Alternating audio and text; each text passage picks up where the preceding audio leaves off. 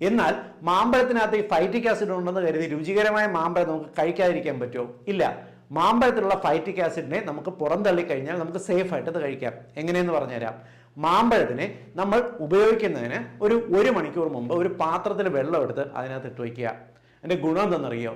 നമ്മളിങ്ങനെ വെള്ളത്തിനകത്ത് ഈ മാമ്പഴം ഇട്ട് വെച്ച് കഴിഞ്ഞാൽ ഫൈറ്റിക് ആസിഡ് വെള്ളത്തിൽ അലിഞ്ഞ് നഷ്ടപ്പെടും.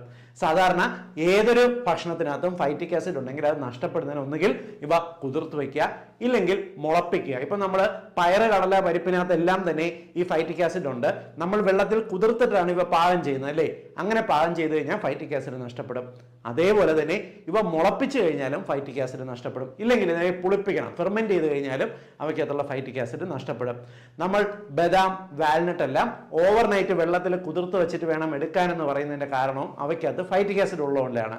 മാമ്പഴവും ഇതേപോലെ തന്നെ നമ്മളൊരു പാത്രത്തിൽ വെള്ളത്തിലെടുത്ത് 1 മണിക്കൂർ